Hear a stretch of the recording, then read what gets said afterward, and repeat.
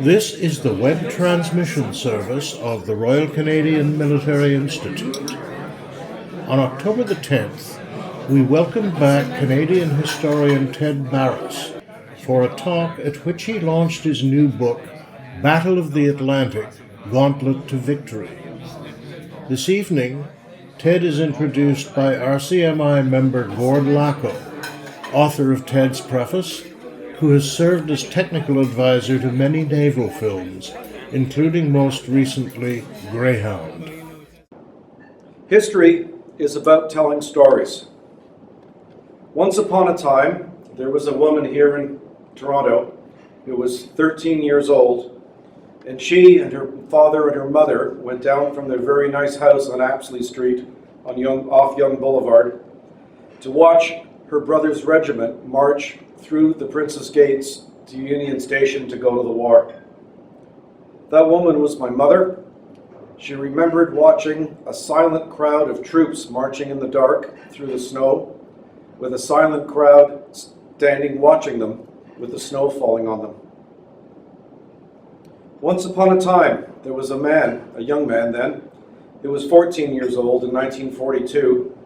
He went down to Union Station to watch for his brother Henry coming out of the station on his embarkation leave before going to the war. Well, he was standing there. A senior German naval officer came striding through the crowd, and this was described to me as parting the crowd like the Red Sea in front of him.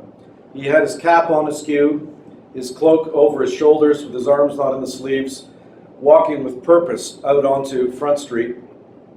Behind him were two Canadian soldiers with Sten guns, his guards, but I was told there was no question who was in charge. The man was just oozing arrogance and control. The man stopped about 20 feet in front of the person who told me this story, put his hands on his hips, spreading his cloak, looked up at the Royal York Hotel in front of him, looked back at the facade of Union Station, looked down at his boots, shook his head, and walked east. That young man watching that was my father. When we were making Greyhound, I had occasion to read Otto Kretschmer's autobiography.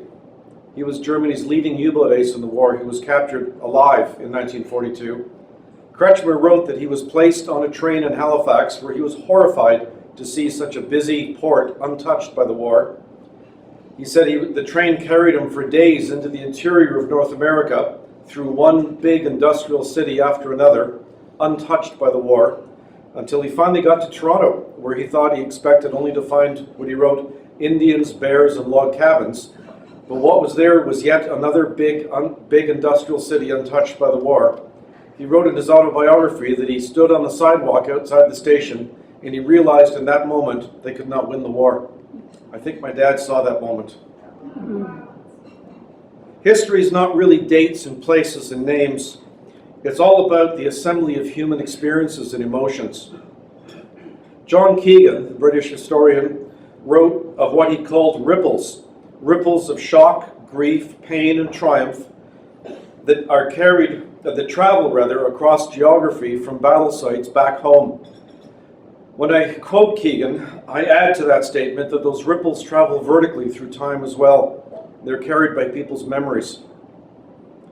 One of the people I talked about at the beginning here is no longer with us.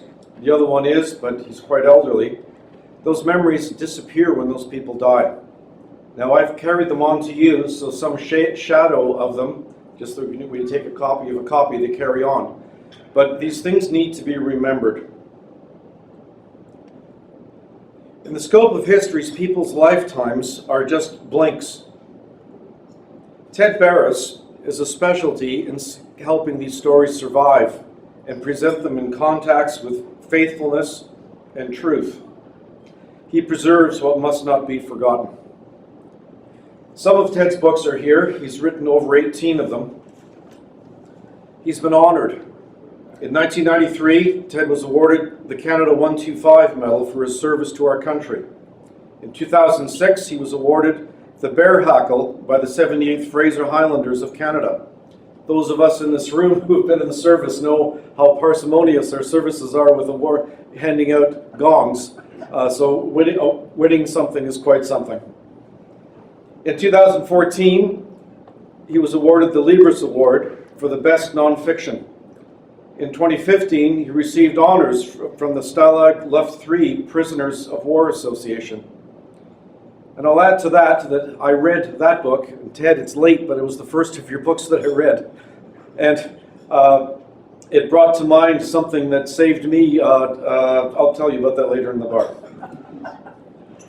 Gauntlet to Victory, Battle of the Atlantic, is a very important book. I was honored by Ted to be allowed to read it when it was in a very early draft.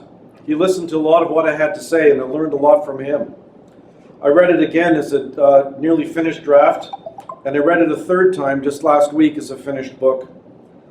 I can tell you honestly, I enjoyed it more every time I read it, and I learned something every time I read it. Tonight, I'm especially looking forward to stepping back and joining you in listening to Ted, one of Canada's foremost historians, present his work. Ladies and gentlemen, Ted Barris. You can hug now. That's one of the benefits of coming through a pandemic, eh?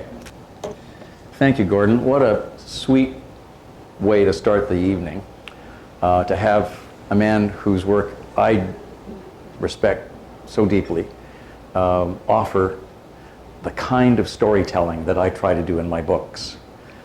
I'd like to have met your mom and your dad, who probably taught you how to do that. They must have been great storytellers or observers, as your father clearly exhibited when they were alive. Thank you for coming out tonight. It's a nice cozy group tonight. In addition to thanking Gordon, which I will do repeatedly tonight for his pre-reading of the manuscript, it's great when Hollywood and the rest of the world beats a path to your door and you live in Midland, Ontario. That's great. I also want to thank Patrick Crean, who's joined us tonight. Patrick and I are old friends. No Canadian author could find a better publisher or editor than I have found in Patrick, and he's been my guiding light through about a dozen books. And he's a very modest man, but he has great achievements by way of that publishing and editing of writers' works. But nobody has a more sympathetic ear and eye and heart for Canadian writers than he does. And we are great friends, and I hope we will stay that way for the rest of our lives. He's retired now. I want to thank Sean Livingston, who's with us this evening as well. Sean was another pair of important eyes to go through the manuscript. He is in the reserve, the Navy Reserve, and I wanted another set of eyes besides Gordon's and Patrick's to go through the manuscript, and Sean dedicated, despite his very busy life as a teacher, many hours, several meetings, going through every line, it seemed, to make sure that a non-Navy guy got the Navy material right. So I thank you, Sean, for that wonderful contribution. Yes.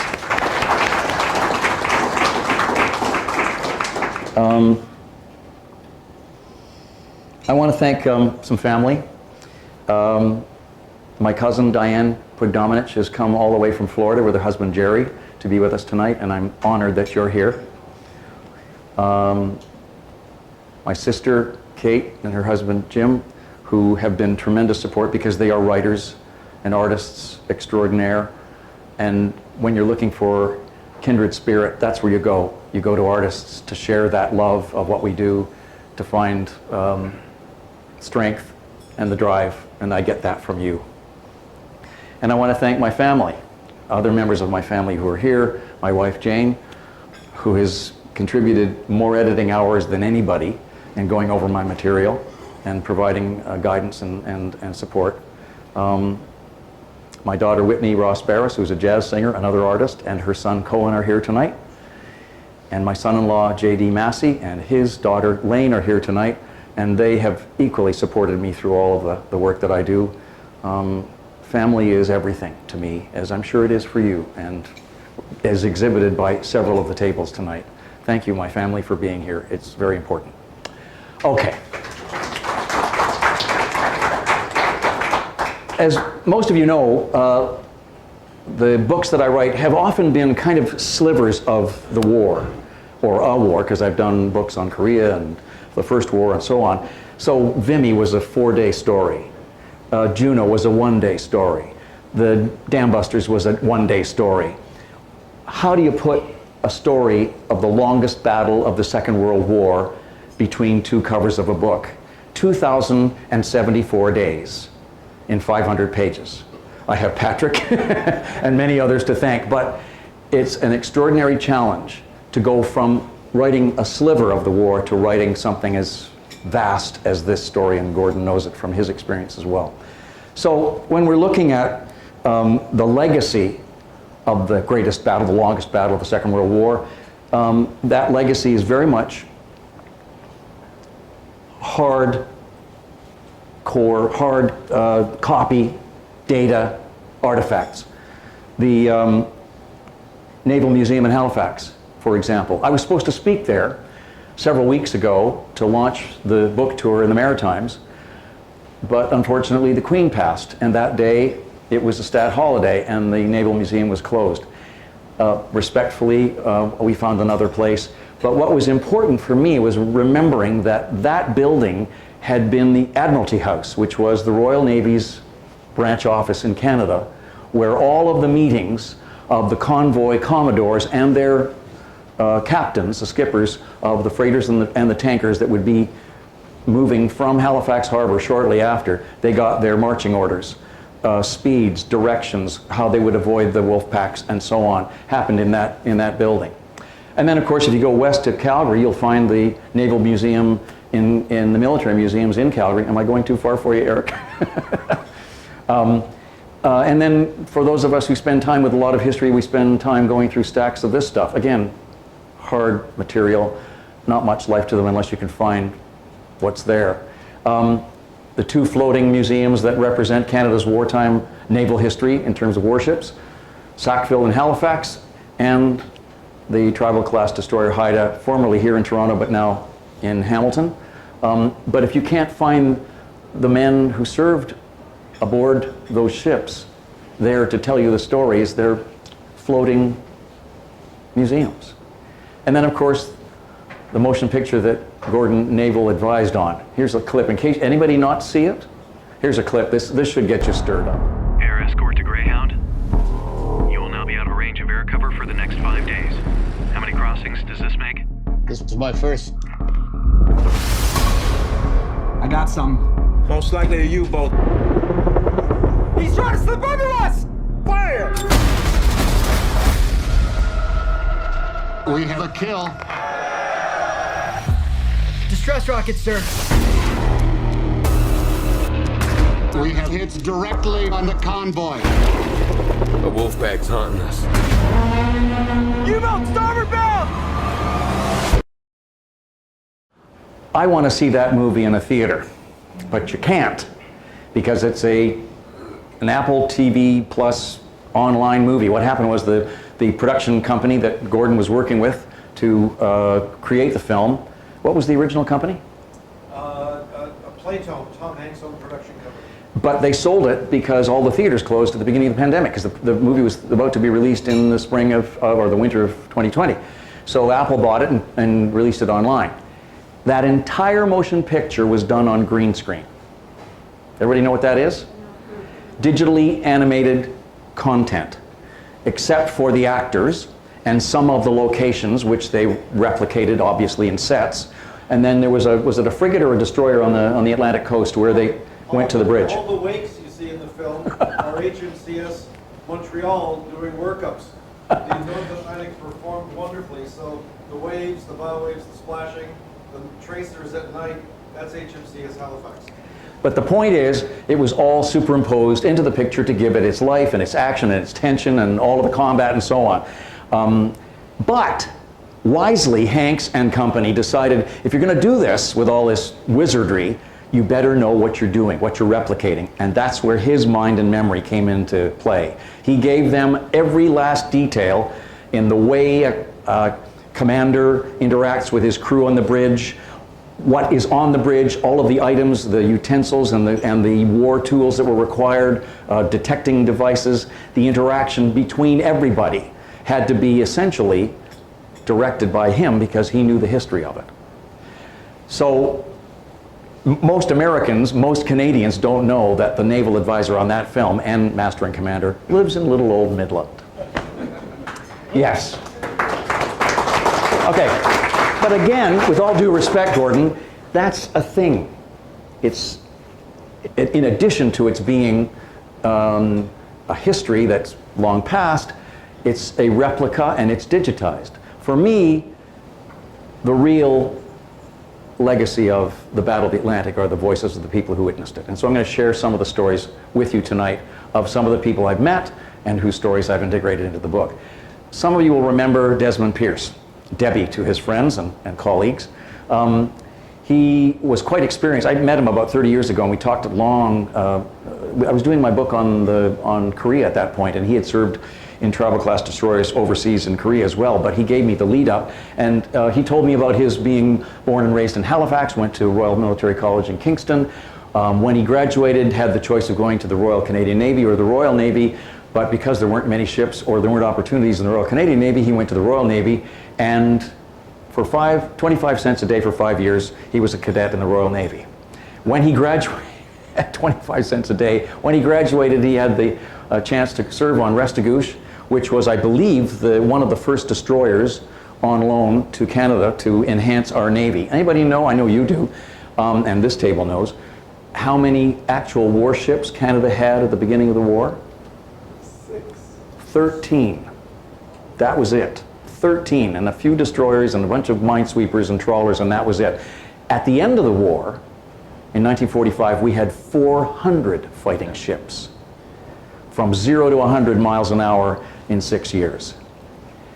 So he's aboard Restigouche, and they're in Halifax, and the call goes out from Admiralty, they need ships now, not for an offensive action, but to get troops out of France. This is the time of Dunkirk in the spring of 1940, and he doesn't go to Dunkirk, he goes to Saint-Valery-en-Caux, and he describes his experience getting troops with Restigouche out of France. Nelson Lay, with his normal bravado, said, "Piers, get an officer and send him ashore and find out what's happening." Scottish troops were lying without a shore in a group, without their armor, without anything, waiting to be taken prisoner. We thought we should rescue them. Well, I went down to the cabin, saluted myself in the mirror and said, "Piers, you're it."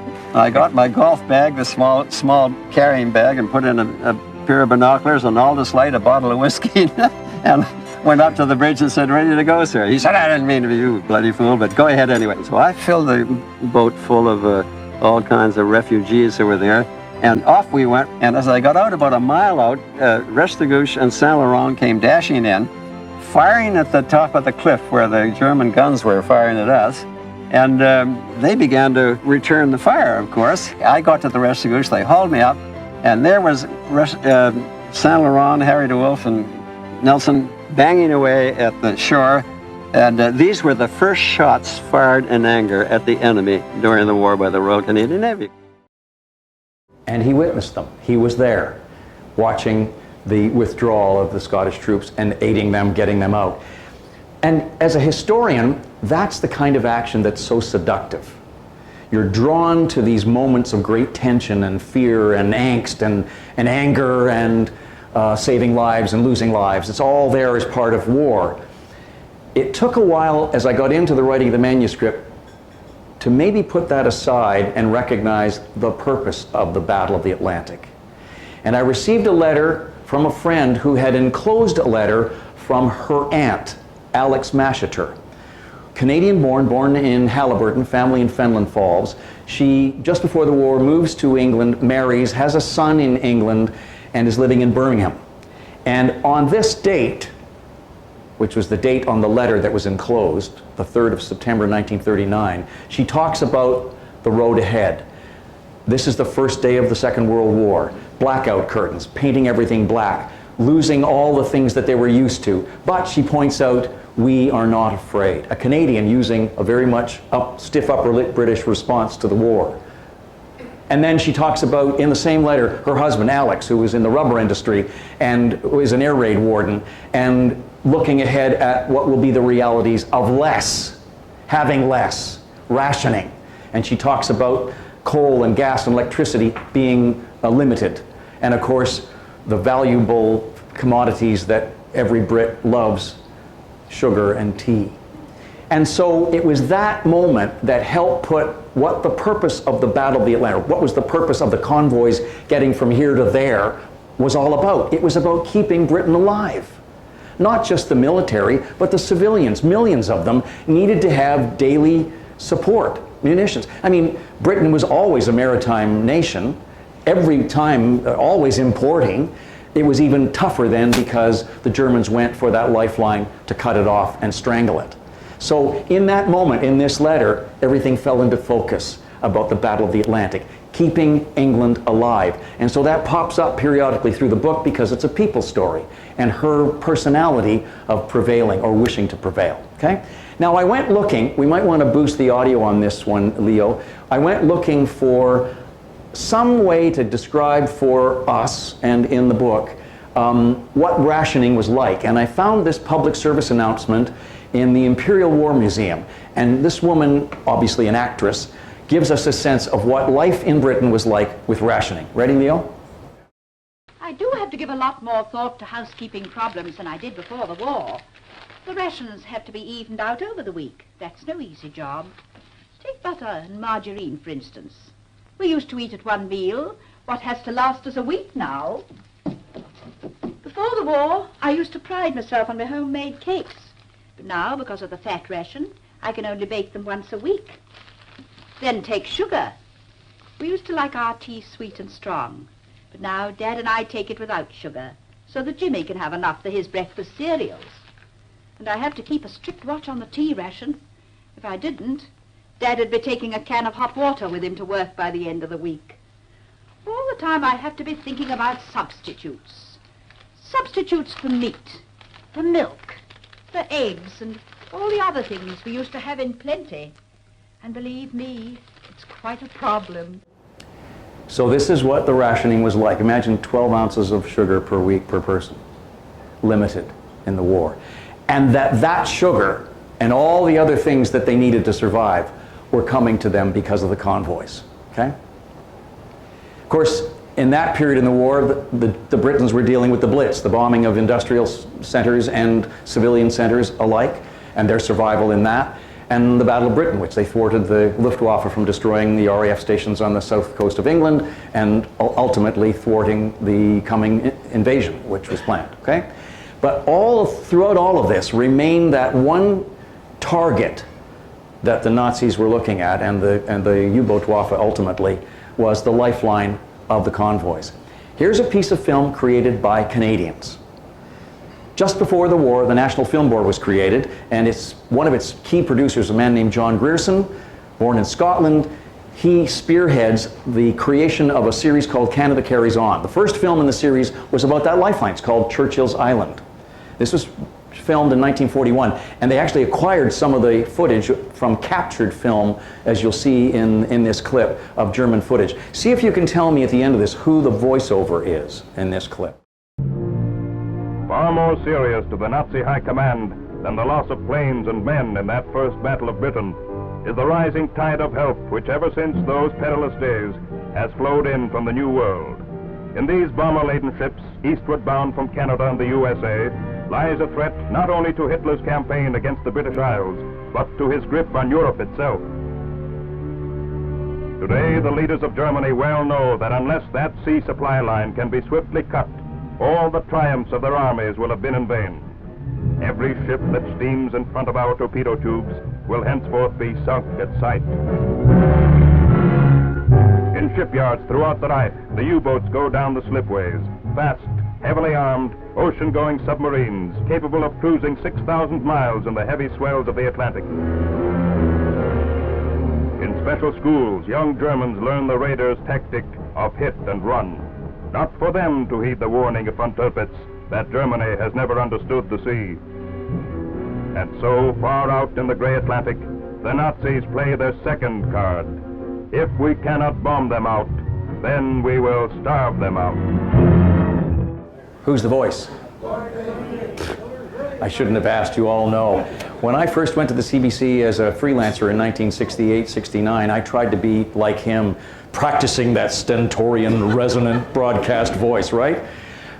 Couldn't even come close. He was the voice of doom during the war. Every night at 10 o'clock, his voice was boom across Canada, and Canadians would wonder what new monstrous events had befallen the world tonight.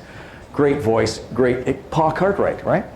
Yes. Yeah. Anyway, again, that lifeline, how vital it was. And we were part of the propaganda machine, propping up the British with these films to make them realize we were still there, we were behind them, we were with them, and this was an important part of our lively participation in the war, the Battle of the Atlantic. At the beginning of the war, the then Minister of Transport refers to the merchant sailors who would populate the freighters and tankers in those convoys, referred to them as the fourth arm of the fighting forces. I wondered whether that too was propaganda, because who were the first veterans at the end of the war who were not recognized as such? The merchant sailors. But at the beginning of the war, they are our fourth arm of the fighting force. So what I wanted to share with you for a moment is who some of these merchant sailors were. Some time ago, when I was doing a talk in Brantford, I mentioned that I was working on the Battle of the Atlantic, and a woman came up to me and she said, "We have a plastic box in the basement, which nobody in the family wants. We think it's valueless, but in it contain letters that my uncle," oops, I'm sorry, I've jumped ahead of myself here. Hold that thought. Obviously, the opposition to the convoys was the strategy of the U-boats, which was developed by the then Rear Admiral Karl Donitz. And he essentially draws on his experience in the Great War to shape the attacks on the convoys in the Second War. Initially, in the First War and the beginning of the Second World War, they were lone wolf attacks. Single U-boats finding a convoy, shooting as many torpedoes into the convoy to destroy as much as they could. His notion was, let that discovery occur with one U-boat, and that U-boat becomes the shadow. And then it draws other U-boats to assemble around the convoy, gathering the firepower of the U-boats to create and deliver greater damage. And so that assembly looks in daylight something like this. And he also tells the U-boat commanders, if they didn't know already, to take advantage of the assets of a U-boat on the surface. One, faster. Obviously, if it's submerged, it's fighting the water and can't go as quickly to keep up with the convoys. In fact, most of the air crews who would come upon the U-boats in air coverage would drive them down to slow them down, and they would lose contact with the convoys. So that speed and maneuverability on the surface was vital for the U-boats to keep up. They also had the advantage that ASDIC, which was the Allies' first sort of primitive sonar, sounding where the enemy ships were, was great if the U-boat was submerged, because you get the ping back from under the surface of the ocean, but not on the surface. Initially, ASDIC couldn't spot the U-boats on the surface, which meant they were already invisible. And then the final element of surprise, attack in numbers at night. Can you imagine the horror that these convoys faced with these U-boats popping up around them at every which turn, and the escorts being completely overwhelmed by the firepower and the damage. And so he called this Rudeltaktik, which is the Wolfpack attack, and this was used routinely throughout the war. In the book, so that I give the reader a strong sense of the kind of damage these attacks did, in the second chapter, I was fortunate to receive the memories of, recorded, men who survived a convoy, HX 672, HX for Halifax, 72nd convoy to leave Halifax, decimated in September of 1940, because this man, a man named David O'Brien, had interviewed 6 members of a freighter that had been sunk in that convoy. In other words, they had witnessed their own ship go down and reported it in the interviews that they gave him. He sent me those tapes. They were on little dictaphone cassettes. Remember those? It took me about a month to get a machine to play them back. But when I did, I was able to get the transcripts and give to you, the reader, of what it was like to be under siege in that convoy in September 1940.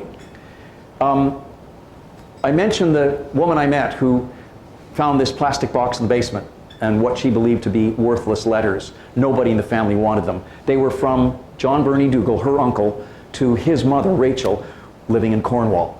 Now, he had been a member of the British Merchant Navy. He was Canadian. He was born in Timmins, raised in Cornwall. goes to England, joins a British ship, and their circuit was to leave England, cross the equator, go to Venezuela, load up with bunker sea oil in Curacao, and then travel up the eastern seaboard, join the convoys from Halifax with the safety of escort to Britain and deliver the oil that way. He did that circuit many times, beginning in the late 1930s. And he writes about his experiences. Once the war arrives, they're even more intense, they're more dramatic. And in one of them, he reports that when he gets to Halifax, the censors seem to be as thick as flies.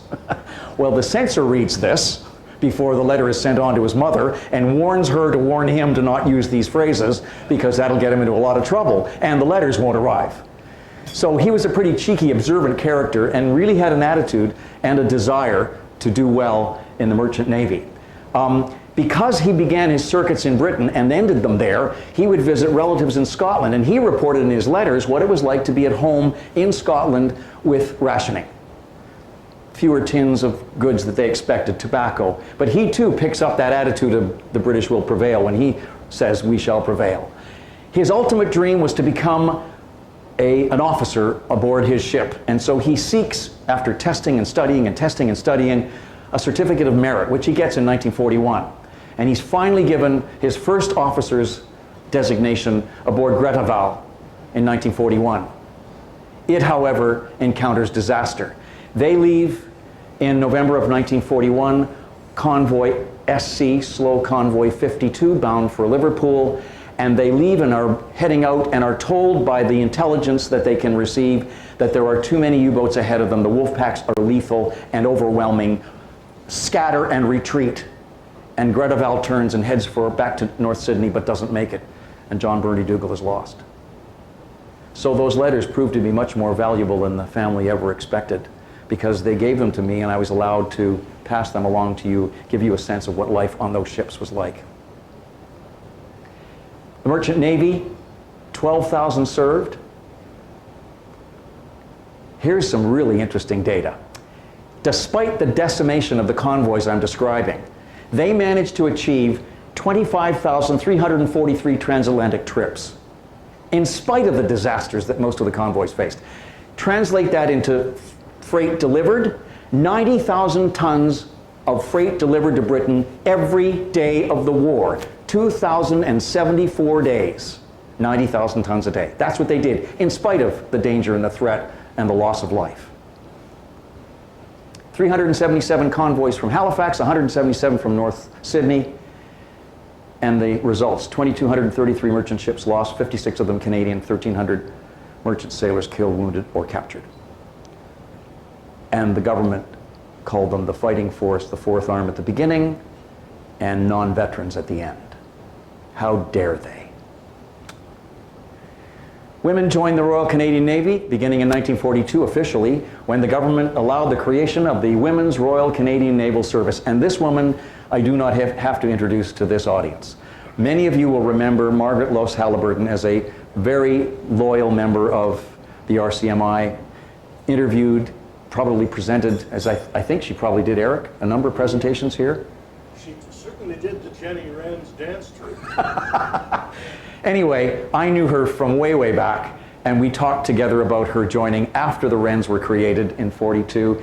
Now, she was at that time taking care of her widowed, frail mother. She wanted to stay home and take care of her, but very much wanted to join this new service. And when she intimated it, her mother said, "I got a bunch of wimps for daughters." And Margaret says, "But I'm staying here to take care of you because I thought you needed me." She said, "I want you to have a life." And she does indeed get it.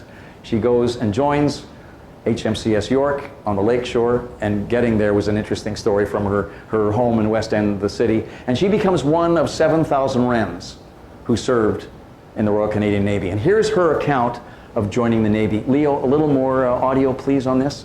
Just boost it a bit.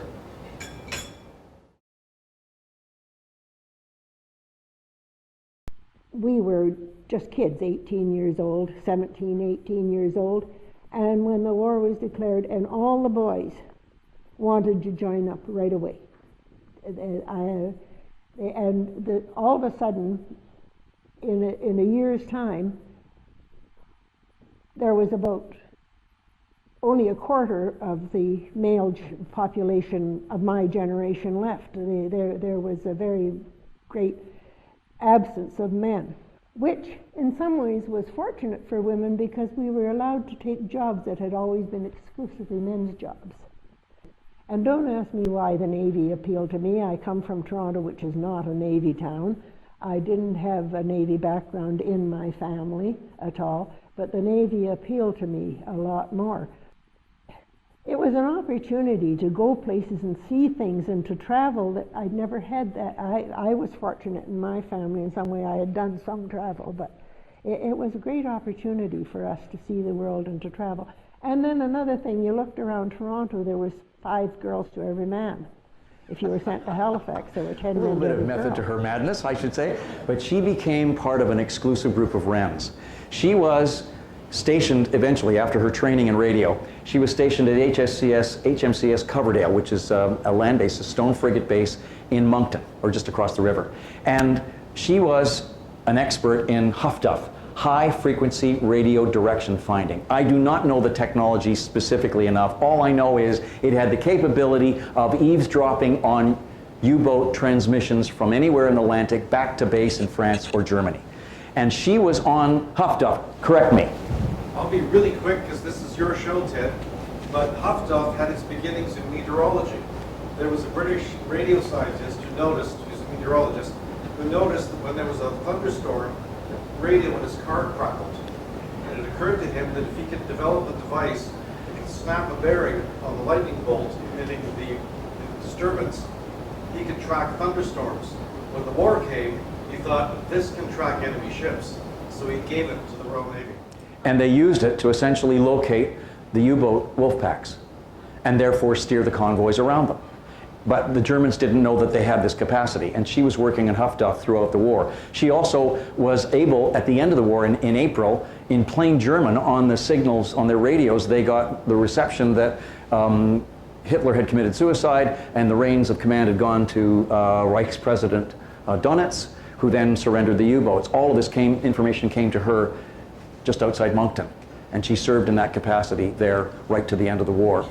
And great lady, great moments in her career spotlighted in the book. Okay, in order for the convoys to get from here to there and back, they needed escorts, and this is the role of in many other ways, but in some, the principal role of the Corvette Navy. Here's how the Corvettes came to be. The Canadian Navy is stretched to the limit. It needs every ship it can get. Canada starts a massive expansion plan to provide escorts for the Atlantic convoys bringing vital supplies to Britain. There's only one type of ship that can be built fast enough and in large enough quantities. A Corvette. By late 1940, almost 70 are under construction in Canadian shipyards. Rear Admiral Nellis, the architect of the Navy's expansion, will need thousands of new recruits to man them. Churchill calls the Corvettes the cheap and nasties. Cheap to build and nasty for the U-boats. Corvettes are fitted with a 4-inch gun at the front and 2 depth charge rails on the stern. These sturdy ships were originally designed to hunt whales.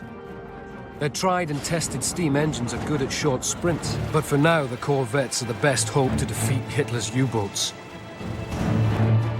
So Canada undertakes a massive plan to construct corvettes like sausage.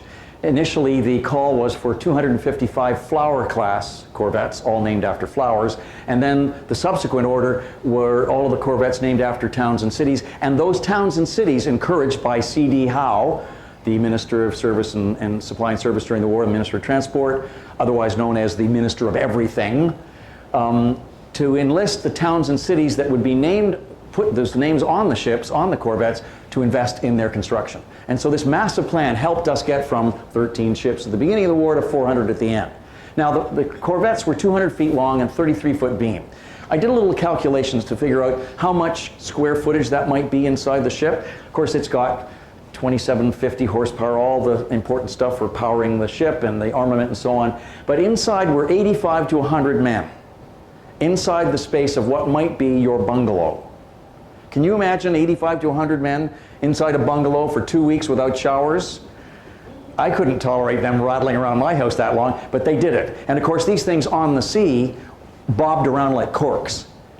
They were they were tremendously maneuverable. They could inside circle, a U-boat circle. All these things were required for their service at sea. They were called the cheap and nasties because they cost $530,000, which seems like a lot, but next to battleships and aircraft carriers and destroyers, much cheaper and much more appropriate for using against the U-boats.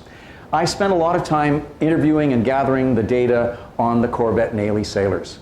And among them was this man whose son lives in Uxbridge, and I got the correspondence that Gordon wrote home to his family and his girlfriend, Hazel LaCroix, where he describes what the training was like in getting ready for going to sea. And I found it interesting because he was self-taught in Morse code and radio even before he got to Stadacona to get the training. But all through this period, he's writing home, and he particularly took the time to articulate what having a relationship with a woman at that point might mean in the war. He talks about, in his letters, prospects being uncertain. And I'm sure he's referring not just to whether or not he's going to survive the war, but also he'd come from work which was minimal and not well paying during the 30s.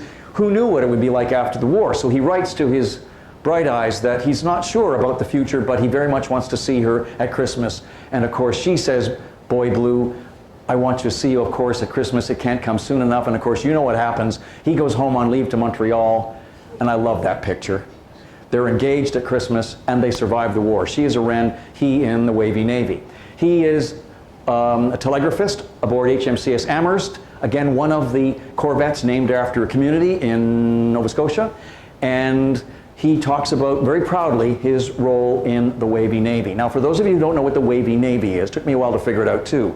If you're in the regular Navy and you wore your rank, the bars were solid and straight. If you were in the Royal Canadian Volunteer Reserve, you had your rank indicated with a wave rather than a straight bar. Thus, the Wavy Navy. That's where it came from. Now, here's life aboard the Wavy Navy corvettes. When you thought of the Wavy Navy, you thought of the Corvette. Somebody called it the child of urgency. It was built like a whaler, and it was small and cheap and seaworthy, and it could get around. The depth charge was a can of TNT, and it was our best defense against a Jerry U-boat. But there were times you didn't have to worry about U-boats. You didn't even give much of a damn for girls.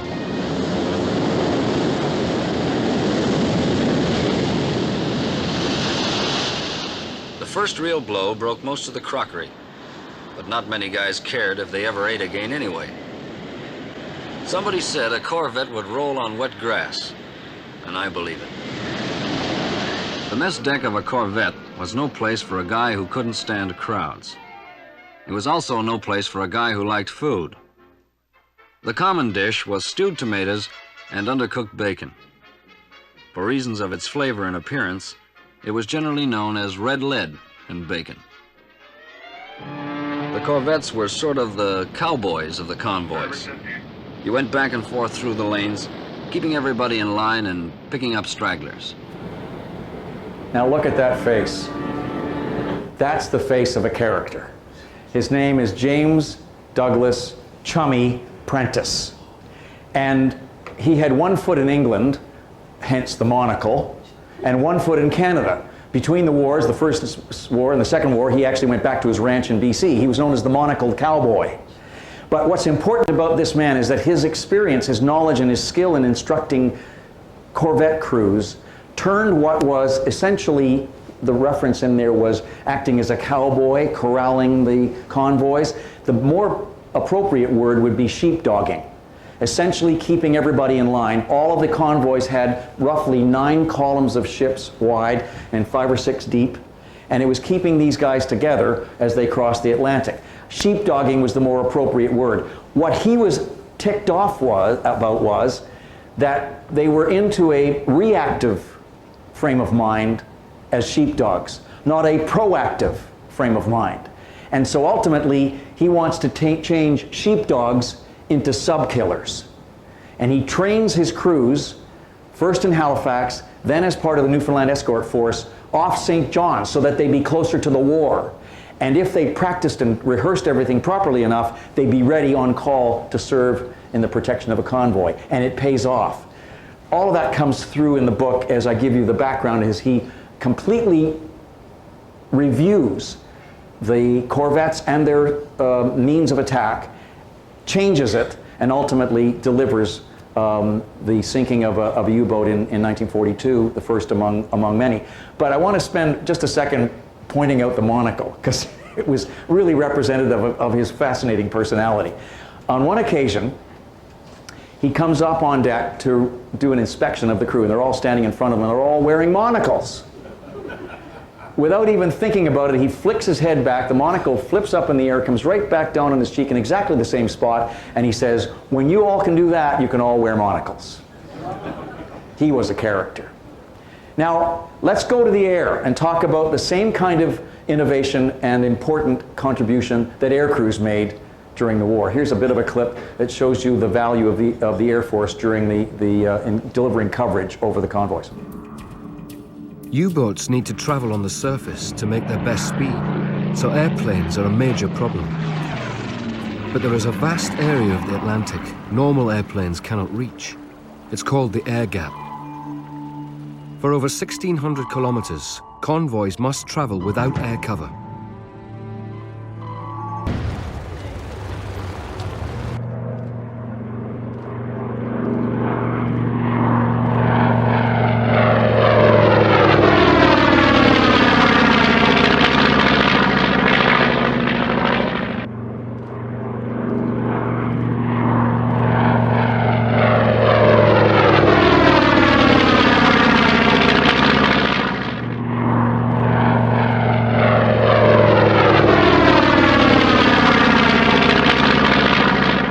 You had crews who would leave Newfoundland or Canada and cover the convoys a certain distance, but they'd run out of fuel unless they got back. Same from Iceland, same from the western approaches in the UK. They could only go so far. That huge area, the Black Gap, was the death knell of the convoys because that's where the U-boats ruled, unless the air forces could extend their reach. This man coming up here contributed to that extended reach. He came from a little place called Allendale, which is now a suburb of Barrie. His name is Norval Everett Molly Small. And he served in the Royal Flying Corps in the First War, went bush flying between the wars. And if you know anything about bush flying, that's flying into the Arctic. And if you can fly into the Arctic with the weather as it is, the inability to locate anything and to navigate your way through and back and get home safely, you can fly anywhere. This man in the Second World War becomes an instructor in the British Commonwealth Air Training Plant. And I don't have to talk to you about that because you've all read my book. But the point is that he goes to the Maritimes and he's serving in a number of stations around the Maritimes, instructing and attacking. And his first encounter with a U-boat happens in April of '42. He's flying a Canso and they drop bombs on it. One of them gets hung up in the rack of the bomber, and it's an unsuccessful attack. And he writes in his memoir, pilot feels though possibility of kill is not strong, he's certain he made their back teeth rattle with the bombs. But what he does is to analyze the same way James Chummy Prentice did the use of corvettes, how he could refine the work that was being done from the air. Among the things he realized was that you don't use bombs, you use depth charges. Now, for those of you who don't know what a depth charge is, here's my non-technical description of it. It's a huge drum, you saw it in the earlier clip, which contains explosive and is hydrostatic. That is, when it sinks to a certain depth, it's set to go off at that depth. So it would obviously be more precise in attacking a U-boat if you knew the depth of the U-boat rather than just dropping bombs, which would depend on striking the target, okay? So, go from bombs to depth charges. Now, all the aircraft, as it turns out, were dark colored on their bellies. Hudsons and Cansos and PBYs all had dark coloring. And any scout on a U-boat conning tower could spot a dark spot, the belly of an attacking aircraft, like that. Why don't we paint them all white?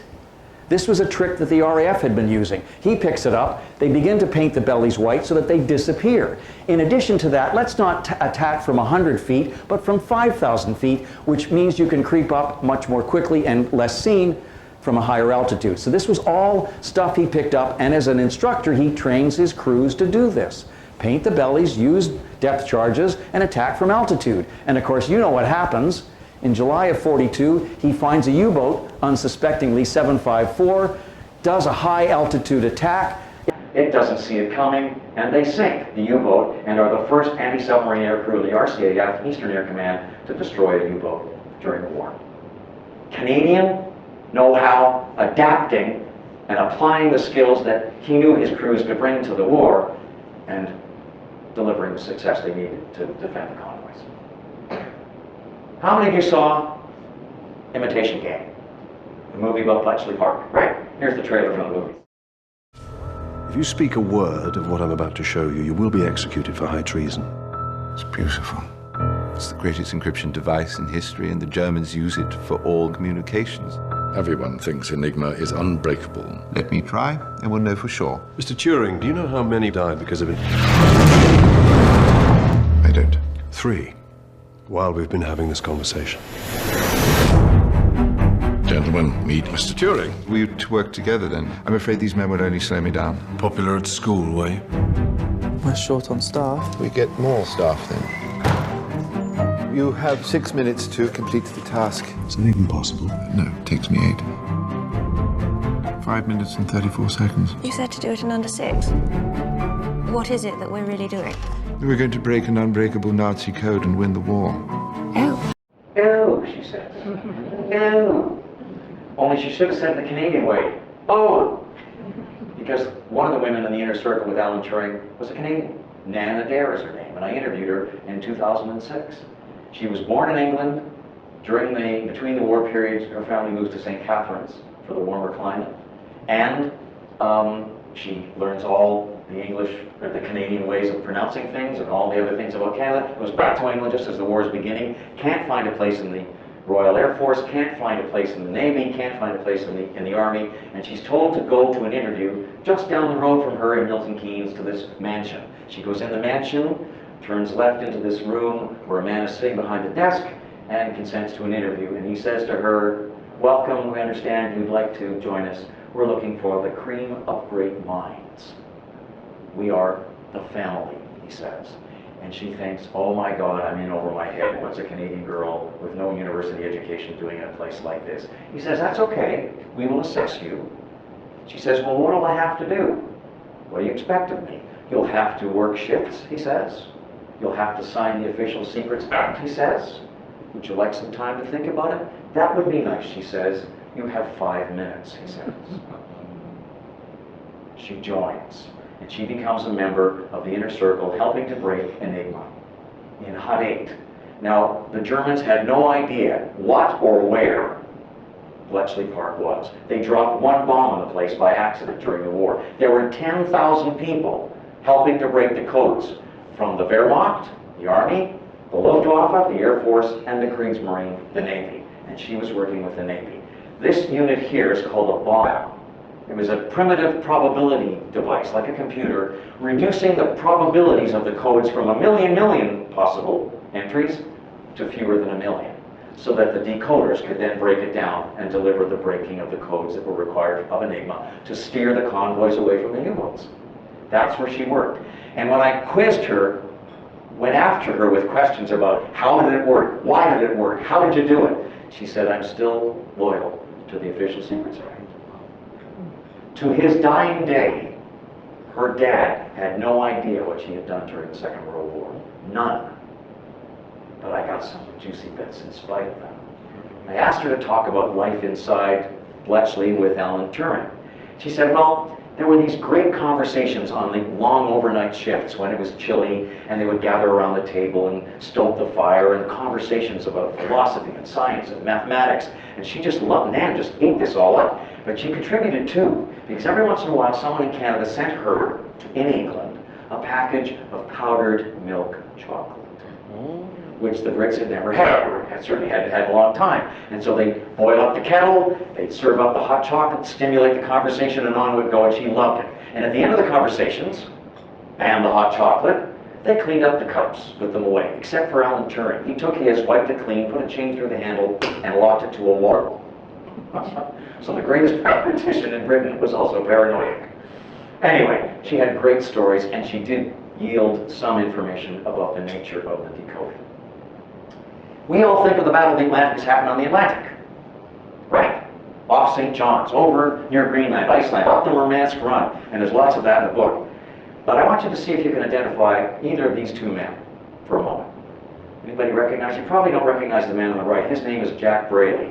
He was a Canadian press reporter dispatched from Montreal to the East Coast to cover the war and what was going on with Canadian, Royal Canadian Navy service and activity. The man on the left, anybody? René Levesque with Radio Canada. He was part of a junket to go to the East Coast to cover what was going on there. Another man who arrived there was this guy. Your neighborhood Imperial Esso dealer is right with the times, with a complete line of top quality products to help you see better under all conditions. Come rain, come shine, come ice, come snow. He was a young man in Regina at the beginning of the war, seeking to get out of Regina. Thought the Navy would get him there, but of course later on he became the spokesman for Imperial Oil, and we watched him every Saturday night on Hockey Night in Canada with the Happy Motoring song and all the rest of it, right? But before all that, he was in the Navy. Now, what happened was the Canadian government sent Levesque and Braley down to the Gaspé, and what was to be the opening of a brand new stone frigate, land-based ship called HMCS Fort Ramsey, right on the bulge of the Gaspé, okay? And these guys are sent there, and so is Murray, because Murray's a telegraphist, and he's sent there because he will be monitoring the ships that enter and exit the Gulf from his position on Gaspé. And of course, as I said, he wanted to get out of Regina as passionately as he could. But where in the hell are we going to earn the glory of winning the war in Gaspé? Not a chance. Except that on May the 1st, Fort Ramsey is opened, and another arrival is a photographer, a guy named Ian Tate, who's sent out from Toronto, actually schooled in Port Hope, and he serves as the photographer on site. And suddenly, 10 days after the opening of the fort, they receive word that civilians are beginning to grab and save shipwrecked sailors. Tate and the others run there, and they get the first photographs and interviews with shipwrecked sailors of U-boats that have entered through the Cabot Strait and begun to shoot and torpedo and successfully destroy ships in the Gulf.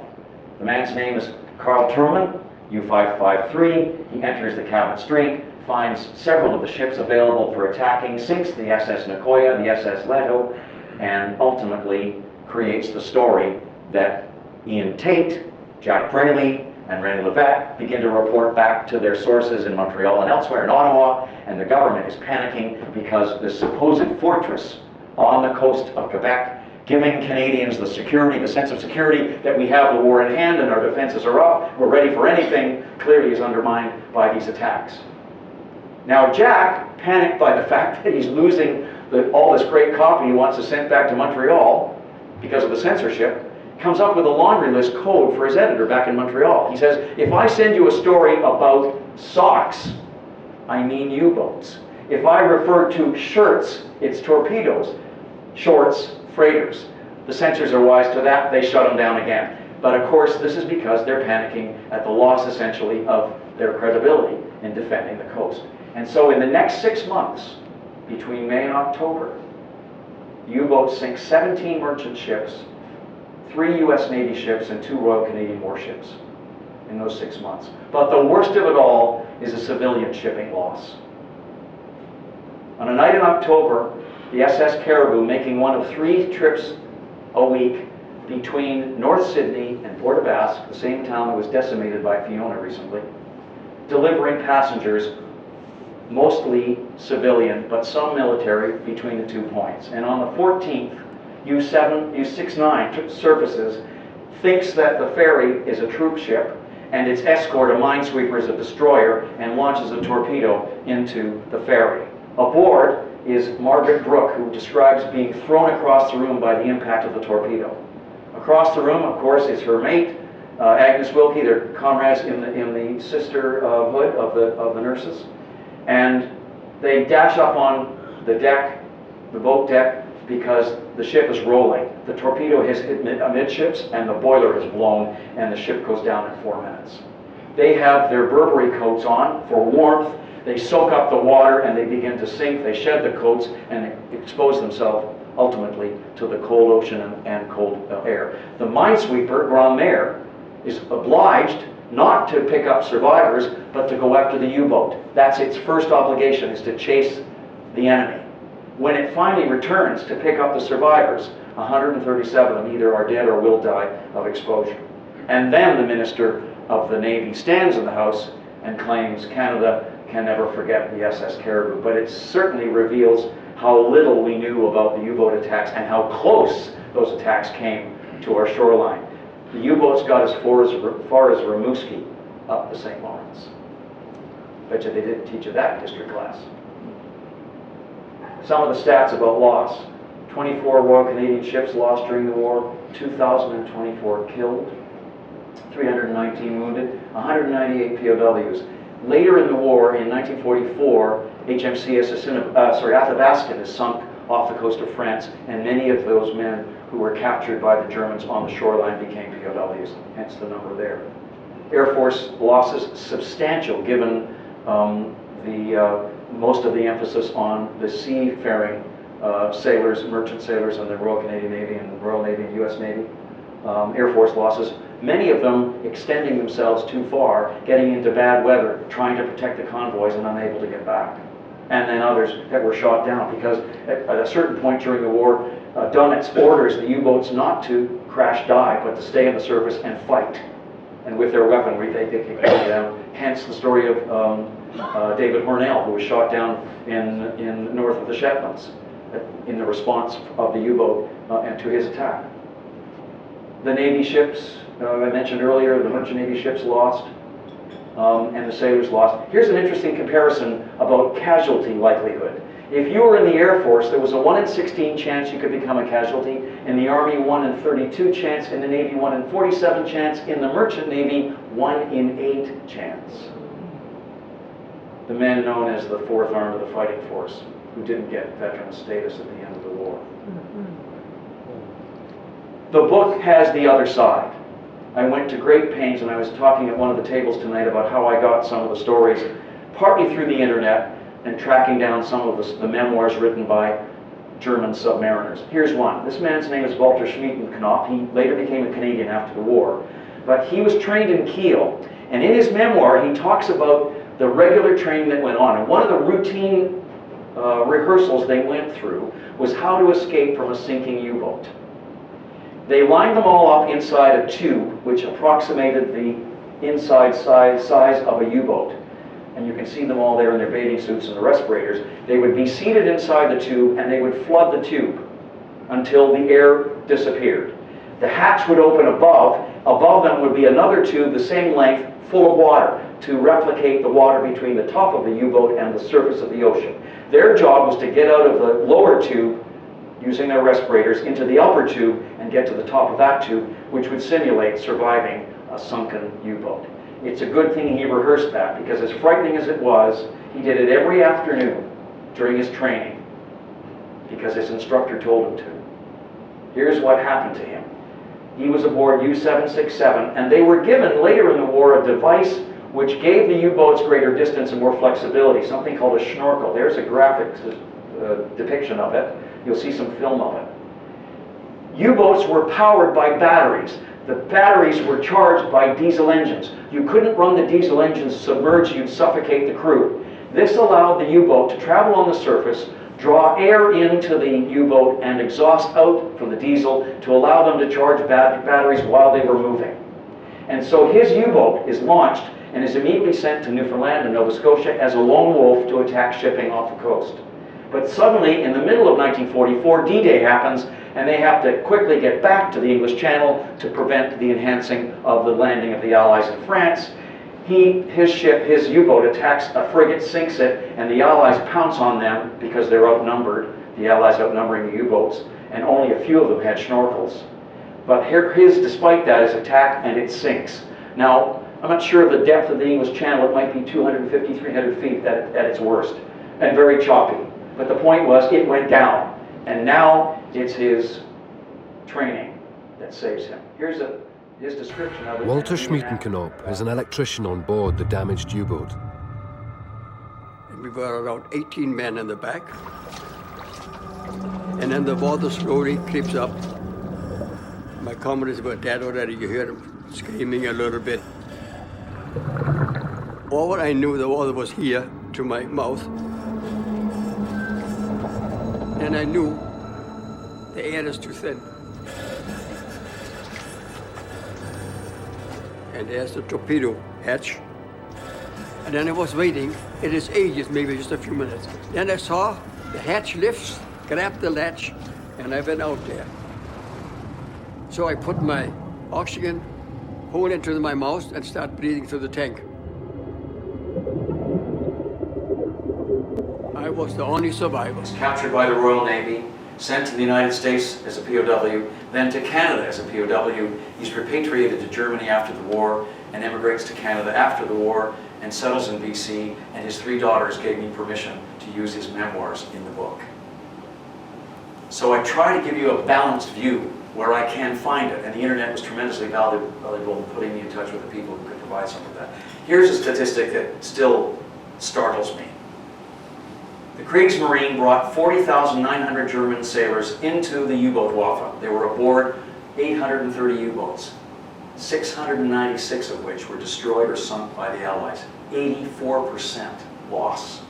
That meant that 25,870 submariners were killed. 76%. Please carry on.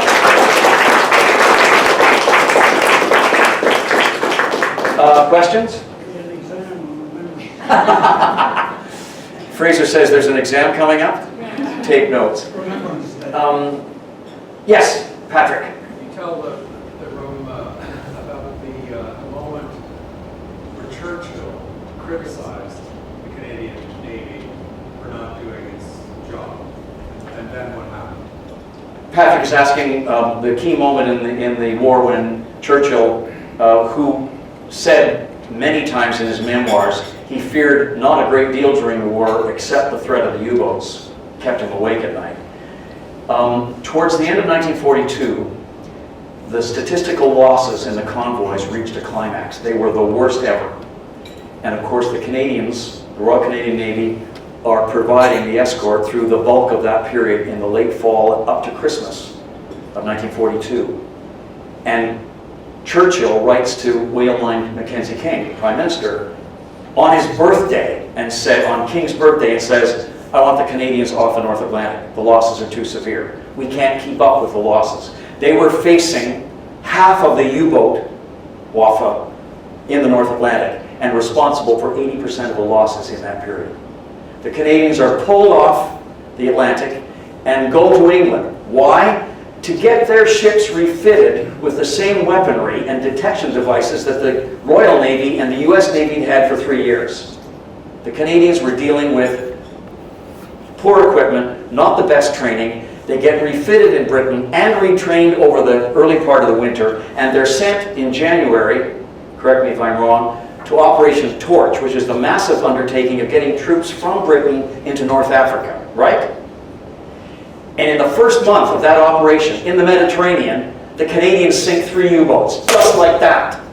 Why? Because it wasn't as deep as the North Atlantic. It wasn't as tempestuous as the North Atlantic. You could see the shorelines of the Mediterranean, and the skills that they brought to bear with the better equipment suddenly proved that they could do what they needed. And in fact, they were reviewed in Algiers by Louis Mountbatten, who describes them as a lovely bunch of young bastards. They're sent back to the North Atlantic, and by May of '43, the U-boat wolf packs are dispersed because it's Black May, and they've caught up with the U-boats sufficiently to break up the packs. And the Canadians are largely responsible. But Churchill later applauds them for their return to the North Atlantic and helping to bring victory. The other thing that happened in that period is that Admiral Leonard Murray became the only Canadian to command a theater of war in the Second World War. He was given the Northwest Atlantic as his theater to operate in, and he was the ultimate victor over the U-boats. Were it not for the Halifax riots in May of 1945, he would have had a stellar career, but retires in disgrace with what was known as Murray's Folly because of the riots in Halifax, which I recorded in the book as well. Goes to England, studies law, gets a law degree, and disappears. Essentially disgraced from that horrible moment at the end of the war, despite his victory at sea. Fraser? One of the big reasons of the problems that Churchill pointed out was exactly what was bothering Chummy Prentice. You know, as soon as they had a ship ready for sea, they would grab and say, well, we'll just use it this one convoy, then you can have it back for the crew training. But you never got it back. They were loaned and then they were released. Well, better to have a ship untrained than no ship at all.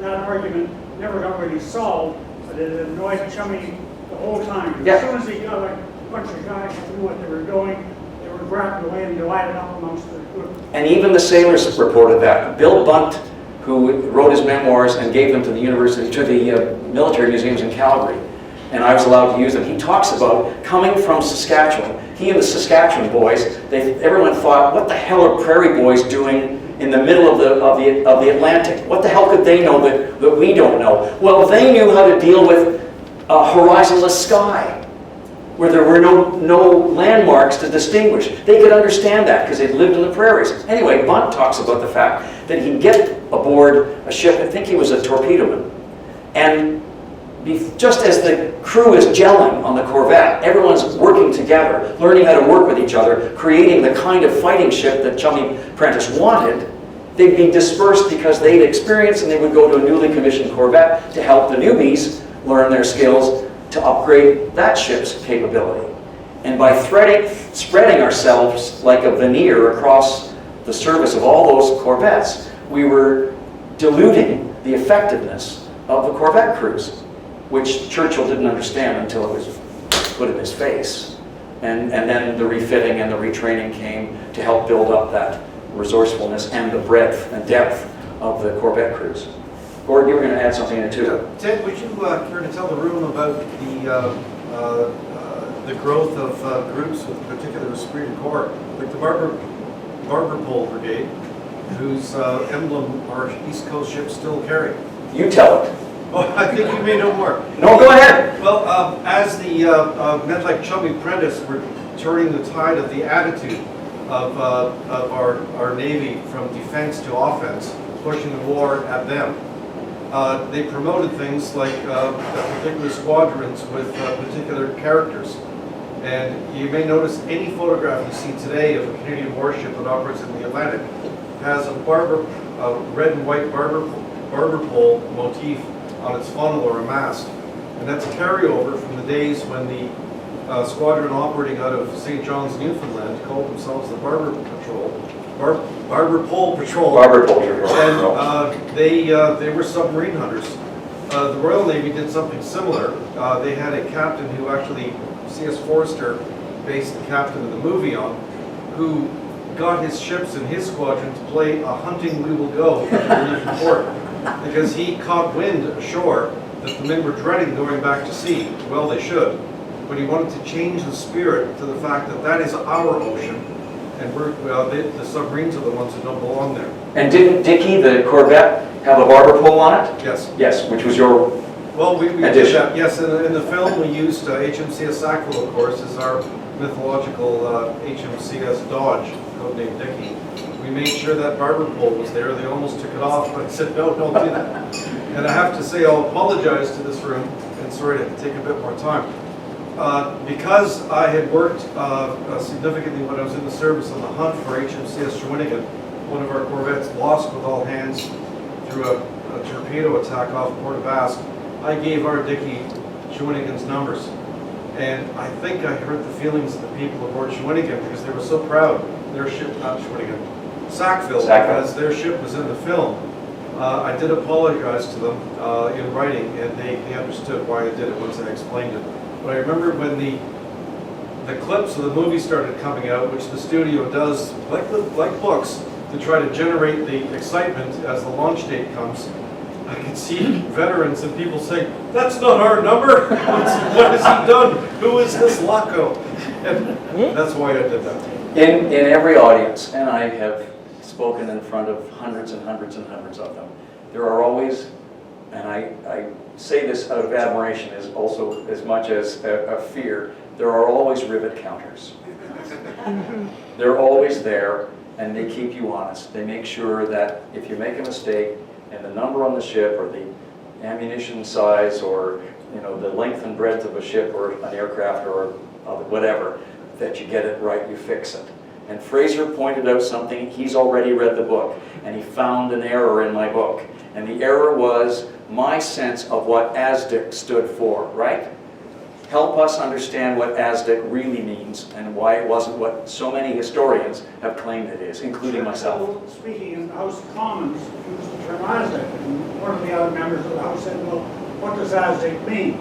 Churchill had no idea, so he phoned the Admiralty right away, and he got hold of some lieutenant, somebody or other. Nobody turned out they knew what it meant. It had always been used. So somebody said it means the Anti-Submarine Detection International Committee. It was a secret committee in the 1930s. There never was such a committee. That's baloney. That was just what he had to make. Churchill needed an answer. So Churchill tended to have, he had a rubber stamp made, like it said, action this day. And he put a thing on a stamp, and that would be that. And he meant that. So they said that it actually stands for ASD, which is the Anti-Submarine Division of the Admiralty, which was in effect during the First War, and then X, like semantics and botanics and so on. So it's ASDX, and right. That's what it means, but nobody knew that. So that sort of in itself was a story, and everybody says, but Churchill said so, it's written in just because Churchill said, as they say, the volumes that say Churchill's History of the World, that's Churchill's history. I'm sure you get the emphasis right. It's not necessarily the history. Thanks, Fraser. We always turn to the experts for the final word. Can I just add something? Ted, one of the things I love about your books is that there's such things, or errors are so sparse in them. In the film Greyhound, the convoy that Hanks' ship is escorting is called HX-25. It's way too late in the war for it to be 25, and the reason 25 is there is because I was at a meeting, and I said the convoys had numbers and names, 2 letters and then digits, like HX-25. And I spent the next 2 years trying to change that to a higher number, but I failed. He also tried to prevent, those of you who've seen the movie, Gordon also tried to prevent the notion that the Germans were able to eavesdrop on the transmissions among the escorts. They had what was called TBS, talk between ships, and it was a frequency and a special radio equipped to allow the escorts to exchange important messages during combat, but the Germans were not able to eavesdrop or to transmit from their radios into those frequencies to scare the crap out of the Allied crews. That wasn't the case. He tried to stop that, but it was, of course, Hollywood saying, no, we got to make it more exciting and more dramatic and more, threatening. So he did his best. TBS was line of sight. Yes, line of sight. True, but valuable because most of those moments would be line of sight among the escorts, or pretty close to it. Yeah. Any other questions? Before we all kind of, and I'll take as many other questions as you like, but maybe enjoy each other's company because families are here tonight, mine is here tonight. The one last thing I would say is that all authors, as well as having brilliant publishers and editors work with you and the eyes of naval experts to help them expedite the book, depend on the other end, and that is independent bookstores. We can all go to Chapters Indigo and buy whatever we want from soup to nuts and maybe a book, and they don't understand who you are or what your reading tastes are. Independent bookstores like Blue Heron Books in Uxbridge, who've come down tonight, Grant Campbell's with us tonight, are the equivalent of the convoy's lifeline to the other side. I'm in Canada, he's the lifeline to you in Britain, receiving what I've created to enjoy the history and to recognize the service of those brave and wonderful Canadians. So take a few minutes and support local bookstores, independents, because they are important to us to deliver our words. Thank you.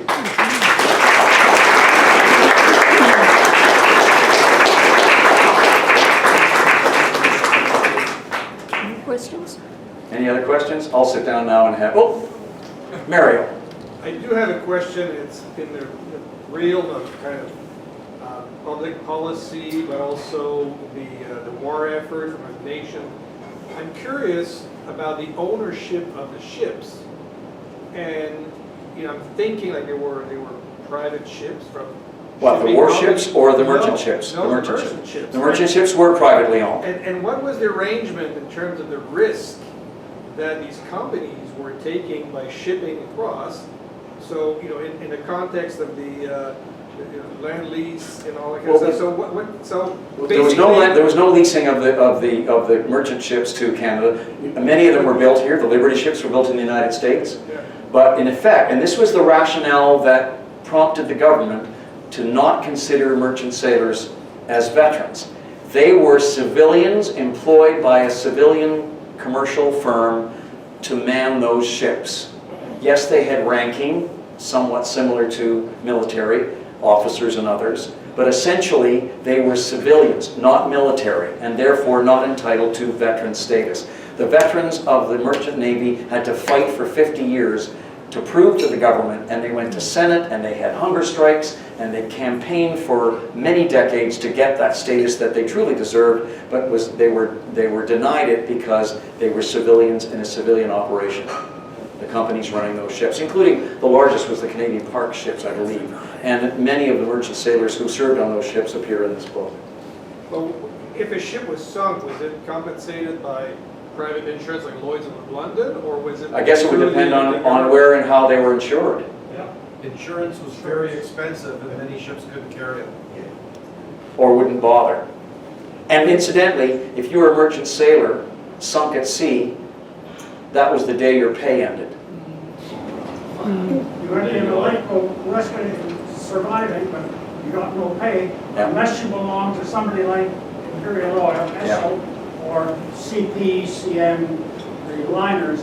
They would continue. Most of the tankers wanted to keep people because these were guys who were specially trained to handle all type of cargo, so they would keep them on the payroll. But the regular merchant ships, and this included in Canada's case Lakers sent down to the sea.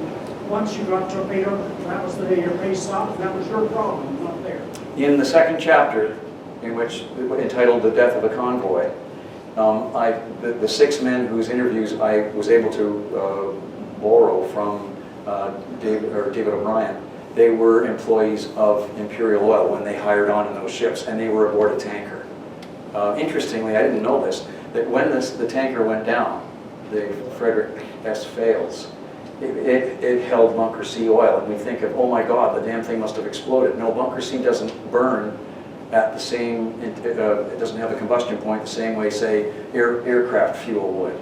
But the men still would be saturated in the oil, and one of the men said that he pissed oil for 4 days after he got out. He was survived. Anyway, it's the lives that they led were incredibly severe, in spite of, what we might think, or the fact that they were dismissed by the military and the government as non-veterans.